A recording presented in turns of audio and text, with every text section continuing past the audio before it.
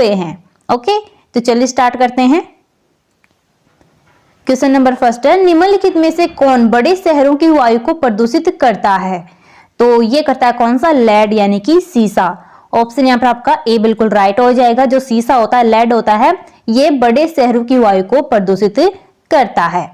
अब देखिए यहाँ पर हम बात करें कॉपर को लेकर के, तो कॉपर जो होता है ये प्रकृति में मुक्त अवस्था और संयुक्त अवस्था दोनों ही अवस्थाओं में पाया जाता है। कौन सा? कॉपर यानी कि तांबा। और ये क्या होता है? उत्कृष्ट धातु इसको कहा जाता है। और देखिए सबसे पहले मानव के द्वारा तांबे का ही प्रयोग किया गया था, तो ये भी आपको ध्यान रखना है। ऑप्शन यहाँ पर आपका ए करेक्ट हो जाएगा। नेक्स्ट क्वेश्चन देखिए, निम्नलिखित प्रतिदर्शों में से किसमें परमाणु की संख्या सबसे अधिक है? तो यहाँ पर बताने की परमाणु की संख्या किसमें सबसे ज्यादा है? पानी में, ब्यूटेन में, नाइट्रोजन में या फिर रजत यानी कि सिल्वर में? तो देखिए ये हो जाएगी किसमें? ब्यूटेन में। 1.0 ग्राम ब्यूटेन में सबसे अधिक परमाणु की संख्या होती है। तो यहां से ऑप्शन आपका बी बिल्कुल राइट हो जाएगा। चलिए गाइस नेक्स्ट क्वेश्चन देखते हैं। किसी रेडियो सक्रिय वस्तु से उत्सर्जित अल्फा किरणें हैं। तो अल्फा किरणें कैसी होती है? किसी भी जो रेडियो सक्रिय वस्तु होती है उससे जो अल्फा किरणें निकलती है वो कैसी होती हैं? हाइड्रोजन नाभिक होता है, ऋणात्मक रूप से आवेशित कण है, हीलियम नाभिक है या फिर न्यूट्रॉन है? तो यहां से आपका करेक्ट आंसर हो जाएगा हीलियम नाभिक। क्या होता है? हीलियम नाभिक ये होता है। तो ऑप्शन यहाँ पर सी आपका राइट हो जाएगा। और देखिए किसी कण से एक अल्फा कण निकलने पर परमाणु संख्या में 2 का तथा द्रव्यमान संख्या में 4 की कमी होती है। कितनी होती है? जब एक अल्फा कण निकलता है तो क्या होता है? परमाणु संख्या में 2 की कमी होती है और जो द्रव्यमान संख्या होती है उसमें 4 की कमी होती है। तो ये आपको यहां से ध्यान रखना है। चलिए नेक्स्ट क्वेश्चन देखते हैं। नेक्स्ट क्वेश्चन यहाँ पर है, आवर्त सारणी की दीर्घ रूप निम्नलिखित के फलन के रूप में तत्व गुणधर्म पर आधारित होता है। तो ये होता है किस पर? परमाणु संख्या पर। ऑप्शन यहाँ से डी करेक्ट हो जाएगा। अगला क्वेश्चन यहाँ पर है, सोडियम क्लोराइड में क्या होता है, यानी कि कौन सा बंध होता है? सोडियम क्लोराइड यानी कि NaCl में बताने कि इसमें कौन सा बॉन्ड होता है, बंध होता है? तो देखिए इसमें होता है विद्युत संयोजी बंध। ऑप्शन यहाँ पर आपका बी बिल्कुल राइट हो जाएगा। अब ये बताइए कि विद्युत संयोजी बंध क्या होता है? तो इलेक्ट्रॉनों के स्थानांतरण के फलस्वरूप बना जो बंध होता है उसको ही विद्युत संयोजी बंध कहा जाता है, जिसमें क्या होता है? इलेक्ट्रॉन का स्थानांतरण होता है। और ये जो बंध होता है विद्युत संयोजी बंध, यह धातु एवं अधातु के बीच में बनता है। ओके, तो आपको ध्यान रखना है। और देखिए यहाँ पर हम बात करें सहसंयोजी बंध के बारे में, तो इलेक्ट्रॉन की साझेदारी के फलस्वरूप जो बंध बनता है उसको कहते हैं सहसंयोजी बंध। जिसमें इलेक्ट्रॉन का स्थानांतरण होता है उसको कहते हैं विद्युत संयोजी बंध, और जिसमें इलेक्ट्रॉन का साझा होता है उसको कहते हैं सहसंयोजी बंध। तो दोनों आपको यहाँ पर ध्यान रखना है। तो यहाँ से ऑप्शन बी बिल्कुल राइट हो जाएगा, विद्युत संयोजी बंध। नेक्स्ट क्वेश्चन देखिए, फेरिक ऑक्साइड में लोहे की संयोजकता है। तो यहाँ पर बताना है फेरिक ऑक्साइड जो होता है इसमें लोहा यानी कि आयरन जो होता है इसमें संयोजकता कितनी होती है, वैलेंसी कितनी होती है? तो देखिए ये होती है +3। ऑप्शन यहाँ पर आपका ए बिल्कुल राइट हो जाएगा। फेरिक ऑक्साइड में जो लोहा होता है, आयरन होता है, उसकी +3 होता है। अगर आपको यहाँ पर पूछे कि फेरस ऑक्साइड में लोहे की संयोजकता कितनी होती है तो वो होती है +2। ये दोनों आपको ध्यान रखनी है, फेरिक में होती है +3 और फेरस में होती है +2। तो यहां से ऑप्शन ए बिल्कुल राइट है। चलिए नेक्स्ट क्वेश्चन देखिए, रासायनिक यौगिक का सबसे छोटा संभावी यूनिट यानी कि इकाई कौन सा होता है? जो भी रासायनिक यौगिक होते हैं, कंपाउंड होते हैं, उनमें सबसे छोटा इकाई क्या होता है? तो ये होता है परमाणु। ऑप्शन यहाँ पर आपका ए बिल्कुल राइट हो जाएगा, परमाणु। अब देखिए परमाणु क्या होता है? तो किसी पदार्थ का वह सूक्ष्मतम कण जो कि स्वतंत्र अवस्था में नहीं पाया जाता है किंतु रासायनिक अभिक्रिया में भाग लेता है, क्या कहलाता है? परमाणु ये कहलाता है। ओके, यहाँ से ध्यान रखना आपको। चलिए तो अब नेक्स्ट क्वेश्चन देखते हैं। इलेक्ट्रॉन वहन करता है, तो इलेक्ट्रॉन क्या वहन करता है? 1 यूनिट ऋणावेश, 1 यूनिट धनावेश, 2 यूनिट ऋणावेश या फिर 2 यूनिट धनावेश? तो देखिए इलेक्ट्रॉन वहन करता है 1 यूनिट ऋणावेश। ऑप्शन यहाँ पर आपका ए बिल्कुल राइट हो जाएगा। अब देखिए यहाँ पर आपको इलेक्ट्रॉन के लिए पूछा गया, अगर आपको यहाँ पर प्रोटॉन के लिए पूछा जाता तो वह क्या होता है? तो ये करता है 1 यूनिट धनावेश। जो प्रोटॉन होता है वो 1 यूनिट धनावेश को वहन करता है और जो इलेक्ट्रॉन होता है वो 1 यूनिट ऋणावेश को वहन करता है। तो यहां से आपका ऑप्शन ए करेक्ट हो जाएगा। नेक्स्ट क्वेश्चन यहाँ पर है, किसी तत्व के गुणों को प्रदर्शित करता है। तो कौन करता है किसी तत्व के गुणों को प्रदर्शित? तो ये करता है परमाणु क्रमांक यानी कि परमाणु संख्या। ऑप्शन यहाँ से ए बिल्कुल राइट हो जाएगा। और देखिए यहाँ पर हम बात करें परमाणु भार के बारे में यानी कि द्रव्यमान संख्या के बारे में, तो किसी तत्व के परमाणु के नाभिक में उपस्थित प्रोटॉन एवं न्यूट्रॉन की संख्या के योग को क्या कहते हैं, इसको कहा जाता है द्रव्यमान संख्या, जिसको कैपिटल ए से डिनोट किया जाता है। इसका सूत्र क्या होता है, P प्लस में N इक्वल में A, यानी कि प्रोटॉन प्लस में न्यूट्रॉन इक्वल में क्या होता है, द्रव्यमान संख्या होती है। तो ये भी आपको ध्यान रखना है। ऑप्शन ए यहां से करेक्ट हो जाएगा। चलिए अगला क्वेश्चन देखिए। अब किसी तत्व के परमाणु में 10 इलेक्ट्रॉन, 10 प्रोटॉन और 12 न्यूट्रॉन है, उस तत्व का परमाणुक भार कितना है।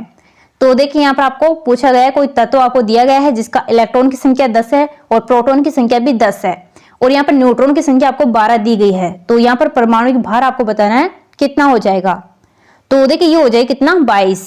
ऑप्शन यहाँ से आपका बी बिल्कुल राइट हो जाएगा। अब कैसे हुआ, तो देखिए अभी मैंने आपको बताया है कि द्रव्यमान संख्या होती है वो निकालने का फॉर्मूला क्या होता है, तो ये होता है द्रव्यमान इक्वल में प्रोटॉन प्लस में न्यूट्रॉन की संख्या। तो प्रोटॉन यहाँ पर आपको कितने दिए गए हैं, 10 दिए गए हैं और यहाँ पर न्यूट्रॉन कितने दिए गए हैं, 12 दिए गए हैं। तो इनको आप जोड़ दोगे तो कितना आ जाएगा, यह आ जाएगा 22 यानी कि 22। तो यहां से आपका ऑप्शन बी करेक्ट हो जाएगा। चलिए नेक्स्ट क्वेश्चन देखिए। नेक्स्ट क्वेश्चन यहां पर है, किसी तत्व के परमाणुक भार को किसमें व्यक्त किया जाता है। तो परमाणुक जो भार होता है उसको व्यक्त किया जाता है AMU में, यानी कि ऑप्शन यहां से आपका डी राइट हो जाएगा। इसकी फुल फॉर्म क्या होती है AMU की, तो ये होती है एटॉमिक मास यूनिट, इसकी फुल फॉर्म होती है जो कि व्यक्त किया जाता है परमाणुक भार को। अब देखिए यहाँ पर हम बात करें एटॉमिक मास यूनिट यानी कि परमाणु द्रव्यमान इकाई किसको कहा जाता है, तो कार्बन के एक परमाणु के द्रव्यमान के 12वें भाग को परमाणु द्रव्यमान इकाई यानी कि एटॉमिक मास यूनिट कहा जाता है। तो यहाँ से ऑप्शन आपका डी करेक्ट हो जाएगा। नेक्स्ट क्वेश्चन यहाँ पर है, संतुलित रासायनिक समीकरण में अभिकारक पक्ष व उत्पाद पक्ष में किसकी संख्या समान होती है। तो ये होती है परमाणु संख्या जो होती है वो समान होती है किसमें, अभिकारक पक्ष और उत्पाद पक्ष में। जितने परमाणु की संख्या अभिकारक की होती है उतनी किसकी होती है, प्रोडक्ट यानी कि उत्पाद की होती है। तो यहाँ से आपका ऑप्शन सी करेक्ट हो जाएगा। नेक्स्ट क्वेश्चन देखिए, तत्वों का सबसे पहले वर्गीकरण किया था, किसने किया था तत्वों का सबसे पहले वर्गीकरण, तो ये किया था न्यूलैंड ने। ऑप्शन यहाँ पर आपका बी बिल्कुल राइट हो जाएगा। और देखिए इन्होंने अष्टक नियम का प्रतिपादन किया और तत्वों के परमाणु भार को वर्गीकरण का आधार उन्होंने बनाया था। और देखिए मेंडलीव की हम बात करें तो मेंडलीव के अनुसार तत्वों के भौतिक तथा रासायनिक गुण उनके परमाणु भारों के आवर्त फलन होते हैं। तो ये किसने कहा था, मेंडलीव के द्वारा कहा गया था। ओके नेक्स्ट क्वेश्चन है, निम्नांकित में से कौन सा गुणधर्म ठोस, द्रव एवं गैस के लिए भिन्न है। तो यह किसके लिए, अणु की गति के लिए। ऑप्शन यहाँ पर आपका ए बिल्कुल राइट हो जाएगा। अणु की गति के लिए ठोस, द्रव एवं गैस भिन्न होते हैं। नेक्स्ट क्वेश्चन है, सूर्य से ऊर्जा उत्सर्जित होती है, तो किसके द्वारा होती है सूर्य में ऊर्जा उत्सर्जित, तो ये होती है नाभिकीय संलयन से। ऑप्शन यहाँ पर आपका ए बिल्कुल राइट हो जाएगा। अब देखिए नाभिक संलयन क्या होता है, किसको कहा जाता है, तो जब दो हल्के नाभिक यानी कि दो हल्के नाभिक जुड़ करके एक बड़ा भारी नाभिक बनाते हैं तो इसमें क्या होता है, इस अभिक्रिया में ऊर्जा मुक्त होती है, ऊर्जा निकलती है, जिसको नाभिकीय संलयन कहा जाता है। फॉर एग्जाम्पल देख सकते हैं, सूर्य में हाइड्रोजन के नाभिक आपस में जुड़ करके हीलियम के नाभिक में परिवर्तित हो जाता है, चेंज हो जाता है और बड़े पैमाने पर ऊर्जा मुक्त होती है। तो ये क्या होता है, नाभिकीय संलयन होता है। तो ऑप्शन यहाँ पर ए राइट हो जाएगा। अगला क्वेश्चन है, जब कोई वस्तु धनावेशित होती है तो वह कैसी होती है, कोई वस्तु जब धनावेशित होती है तो वह इलेक्ट्रॉन का परित्याग कर सकती है। ऑप्शन यहाँ पर आपका ए बिल्कुल राइट हो जाएगा। जो वस्तु धनावेशित होती है वो इलेक्ट्रॉन किसी दूसरी वस्तु को दे सकती है। ओके चलिए अगला क्वेश्चन देखिए। अब नाभिकीय रिएक्टर में भारी जल यानी कि D2O का प्रयोग किस रूप में किया जाता है, तो ये किया जाता है मंदक के रूप में। ऑप्शन यहाँ से ए बिल्कुल राइट हो जाएगा।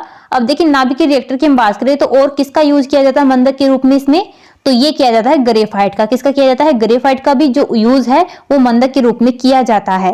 और देखिए नाभिकीय रिएक्टर में क्या होता है, एक छड़ होती है, नियंत्रक छड़ होती है जो कि न्यूट्रॉन को अवशोषित करने वाली होती है, नियंत्रक छड़। और ये किसकी बनी होती है, तो ये बोरोन तथा कैडमियम की बनी हुई होती है। कौन सी, नियंत्रक छड़, जो कि नाभिकीय रिएक्टर में होती है। तो यहाँ पर आपका ऑप्शन ए बिल्कुल राइट हो जाएगा। अब चलिए नेक्स्ट क्वेश्चन देखते हैं। नेक्स्ट क्वेश्चन यहाँ पर है, हाइड्रोजन में एक इलेक्ट्रॉन लेकर के हीलियम का विन्यास प्राप्त करने की प्रवृत्ति होती है, इस प्रवृत्ति की समानता रखता है। तो ये रखता है हैलोजन से। ऑप्शन यहाँ से डी बिल्कुल राइट हो जाएगा। नेक्स्ट क्वेश्चन देखिए, ऐसे दो तत्व जिनमें इलेक्ट्रॉन की संख्या भिन्न भिन्न है लेकिन जिनकी द्रव्यमान संख्या समान हो, डैश कहते हैं। तो ऐसे तत्वों को कहा जाता है संभारिक तत्व। ऑप्शन यहाँ से डी बिल्कुल राइट हो जाएगा। संभारिक तत्व इनको कहा जाता है जिनमें इलेक्ट्रॉन की संख्या अलग अलग होती है और द्रव्यमान संख्या समान होती है। अब यहाँ पर हम बात करें समस्थानिक यानी कि आइसोटोप के बारे में। समस्थानिक क्या होते हैं? तो समस्थानिक जो होते हैं वो बिल्कुल संभारी के उल्टे होते हैं, यानी कि इसमें क्या होता है, इलेक्ट्रॉन की संख्या समान होती है लेकिन द्रव्यमान संख्या भिन्न भिन्न होती है। तो इनको कहा जाता है समस्थानिक यानी कि आइसोटोप। अब यहाँ पर हम बात करें समावयवी की समावयवी क्या होते हैं? तो देखिए, ऐसे यौगिक जिनका अणु सूत्र समान लेकिन संरचना सूत्र एवं गुण सूत्र भिन्न भिन्न हो, समावयवी कहलाते हैं और ऐसी घटना को समावयवता कहा जाता है। और हम यहाँ पर बात करें सम न्यूट्रॉन की, तो सम न्यूट्रॉन क्या होते हैं? तो देखिए, ऐसे तत्व जिनमें न्यूट्रॉन की संख्या समान होती है सम न्यूट्रॉनिक तत्व कहलाते हैं। तो यहाँ से आपका ऑप्शन डी बिल्कुल राइट हो जाएगा। चलिए नेक्स्ट क्वेश्चन देखिए,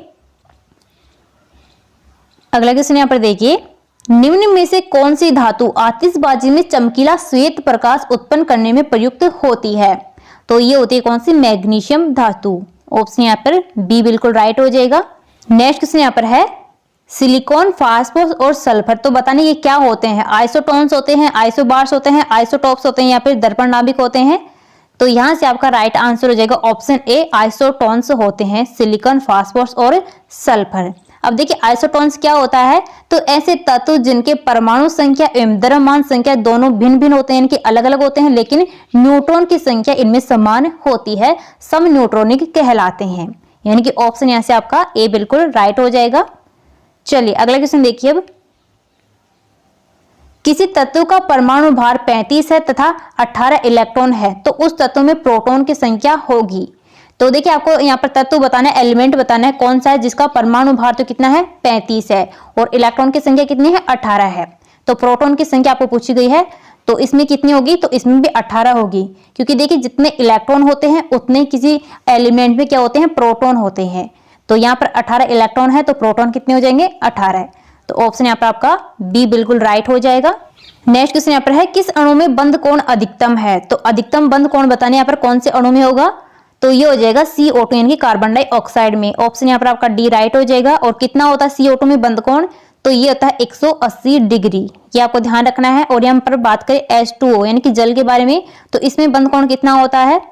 तो ये होता है 105 डिग्री, इसमें होता है 105 डिग्री। और हम बात करें मेथेन की, तो इसमें होता है 109 डिग्री 28 मिनट इसमें बंध कोण होता है। किसमें? CH4 यानी कि मेथेन में। H2O में होता है 105 डिग्री और CO2 में होता है 180 डिग्री। तो ऑप्शन यहाँ पर आपका डी राइट हो जाएगा। चलिए अगला क्वेश्चन देखिए, रबर के वल्कनाइजेशन की प्रक्रिया का किस वैज्ञानिक ने आविष्कार किया था? तो देखिए, ये किया था किसने? चार्ल्स गुडईयर ने। ऑप्शन यहाँ पर आपका सी बिल्कुल राइट हो जाएगा। चार्ल्स गुडईयर ने रबर के वल्कनाइजेशन की जो प्रक्रिया होती है, प्रोसेस होती है, इसका आविष्कार किया था। और कब किया था? तो ये किया था 1839 ईस्वी में। तो ये भी आपको ध्यान रखना है। चलिए नेक्स्ट क्वेश्चन देखते हैं। नेक्स्ट क्वेश्चन है, थायोकोल रबर है, तो थायोकोल रबर कैसा होता है? तो ये एक संश्लेषित रबर होता है। ऑप्शन यहाँ से ए आपका राइट हो जाएगा। अब देखिए, जो थायोकोल रबर होता है इसका निर्माण कैसे किया जाता है? तो 1,2-डाइक्लोरोएथेन एवं सोडियम पॉलीसल्फाइड से होता है इसका निर्माण। और इसका जो उपयोग है वो रॉकेट ईंधन में ऑक्सीकारक पदार्थ के रूप में मिलाया जाता है। किसमें? रॉकेट ईंधन में। तो यहाँ से ऑप्शन ए आपका राइट हो जाएगा। चलिए नेक्स्ट क्वेश्चन देखिए, निम्नलिखित में से किसमें विद्युत संयोजन एवं सह संयोजन बंध होते हैं? तो ये होते हैं किसमें? NaOH यानी कि सोडियम हाइड्रोक्साइड में। इसमें ये दोनों बंध उपस्थित होते हैं, विद्युत संयोजन एवं सह संयोजन बंध। नेक्स्ट क्वेश्चन देखते हैं, कार्बन का कौन सा अपरूप एक ठोस यानी कि दृढ़ त्रिआयामी संरचना में होता है? तो ये कार्बन का कौन सा अपरूप होता है? तो ये होता है डायमंड। ऑप्शन यहाँ पर आपका सी बिल्कुल राइट हो जाएगा। जो डायमंड होता है यह है कार्बन का सबसे ठोस और दृढ़ त्रिआयामी संरचना वाला होता है। तो यहाँ से ऑप्शन सी करेक्ट हो जाएगा। नेक्स्ट क्वेश्चन यहाँ पर है, किसी गैस के निश्चित द्रव्यमान का 273 परम ताप पर आयतन 25 मिलीलीटर है। यदि दाब स्थिर रखा जाए तो 546 परम ताप पर उसी गैस के द्रव्यमान का आयतन होगा। तो देखिए यहाँ पर आपको क्या क्या दिया गया है।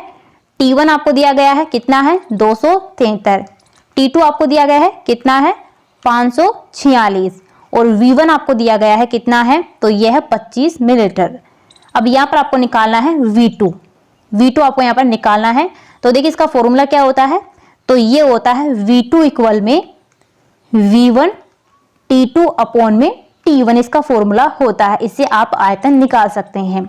तो देखिए यहाँ पर आपको निकालना है V2, तो क्या करना है यहाँ पर आपको इंटू करना है 546 इंटू 25 अपॉन में T1 कितना है, तो यह है 273। तो यहाँ पर आप डिवाइड करेंगे तो यहाँ पर आपका आंसर आ जाएगा 50 मिलीलीटर। तो यहाँ से आपका ऑप्शन बी बिल्कुल राइट हो जाएगा, 50 मिलीलीटर आयतन होगा V2। ओके, चलिए अब नेक्स्ट क्वेश्चन देखते हैं। अगला क्वेश्चन देखिए यहाँ पर, निम्नांकित में से कौन सी गैस का आवरण सूर्य से हानिकारक पराबैंगनी किरण से अवशोषित कर लेता है। तो ये करते कौन सी, ओजोन गैस। ऑप्शन यहाँ पर आपका ए बिल्कुल राइट हो जाएगा। अगला क्वेश्चन यहाँ पर है, प्रोड्यूसर गैस का ईंधन तथा नाइट्रोजन के स्रोत के रूप में प्रयोग किया जाता है। यह गैस प्राप्त की जाती है, तो ये प्राप्त की जाती है भाप को उद्दीपित कोक पर प्रभावित करने पर। ऑप्शन यहाँ से डी आपका राइट हो जाएगा। नेक्स्ट क्वेश्चन यहाँ पर देखिए, हाइड्रोजन गैस सामान्यतः तैयार की जाती है, तो किसके द्वारा तैयार किया जाता है हाइड्रोजन गैस को, तो देखिए ये किया जाता है तनु H2SO4। यहाँ पर आपको करेक्ट कर लेना है सभी जगह H2SO4। ओके, तो H2SO4 के साथ शुद्ध जस्ते की अभिक्रिया के द्वारा इसको प्राप्त किया जाता है, किसको, हाइड्रोजन गैस को। तो यहाँ पर ऑप्शन आपका डी राइट हो जाएगा। इसकी रिएक्शन कैसे होती है तो वो भी आपको पता होना चाहिए। तो देखिए जिंक की रिएक्शन हम किसके साथ में करवाएंगे, H2SO4 यानी कि सल्फ्यूरिक एसिड के साथ में करवाते हैं। तो क्या बनता है प्रोडक्ट, तो ये बन जाएगा ZnSO4 यानी कि जिंक सल्फेट बन जाएगा। प्लस में क्या होती है, हाइड्रोजन गैस बनती है। ओके, तो ऑप्शन यहाँ पर आपका डी राइट हो जाएगा। चलिए अगला क्वेश्चन देखिए। नेक्स्ट क्वेश्चन यहाँ पर है, बॉयल नियम निम्नलिखित स्थिति में लागू होता है। तो ये लागू होता है नियत तापमान पर। ऑप्शन यहाँ पर आपका बी बिल्कुल राइट हो जाएगा। अब यहाँ से आपको पता होना चाहिए कि बॉयल का नियम क्या होता है। तो स्थिर ताप पर किसी गैस की नियत मात्रा का आयतन उसके दाब के व्युत्क्रमानुपाती होता है, यानी कि उल्टा होता है। तो सूत्र क्या हो गया, ये हो गया P व्युत्क्रमानुपाती 1/V। यहाँ पर इसका फॉर्मूला होता है, क्योंकि यहाँ पर टेम्परेचर जो होता है वो नियत होता है, कांस्टेंट होता है। ओके, चलिए अगला क्वेश्चन देखिए। तापमान और दाब की समान स्थितियों के अंतर्गत सभी गैसों के समान आयतन में अणुओं की संख्या समान रहती है, नियम कहा जाता है। तो किसका नियम होता है ये, तो ये होता है अवोगाद्रो का नियम। ऑप्शन यहाँ पर आपका ए बिल्कुल राइट हो जाएगा। और देखिए यहाँ पर हम बात करें चार्ल्स के नियम के बारे में। तो चार्ल्स का नियम क्या होता है, तो नियत दाब पर किसी गैस के नियत मात्रा का आयतन उसके परम ताप के समानुपाती होते हैं, यानी कि V प्रोपोर्शनल T होता है। ये क्या होता है, चार्ल्स का नियम होता है। ओके, चलिए नेक्स्ट क्वेश्चन देखते हैं। ऑप्शन ए आपका यहाँ पर राइट हो जाएगा। नेक्स्ट क्वेश्चन यहाँ पर है, सर्विस स्टेशनों पर मोटर कारों की जाने वाली प्रदूषण जांच द्वारा निम्नांकित में से किसकी जांच व अनुमान किया जाता है। तो देखिए ये किया जाता है किसका, सीसा व कार्बन कण का। ऑप्शन यहाँ पर आपका ए बिल्कुल राइट हो जाएगा। नेक्स्ट क्वेश्चन यहाँ पर है, दो गुब्बारों में हाइड्रोजन तथा हीलियम के समान ग्राम अणुओं से भरा जाता है। दोनों में एक ही आकार के छेद किए जाते हैं। सबसे पहले कौन सा गुब्बारा संकुचित हो जाएगा, तो ये होगा कौन सा, हाइड्रोजन से भरा हुआ गुब्बारा। ऑप्शन यहाँ पर आपका बी राइट हो जाएगा।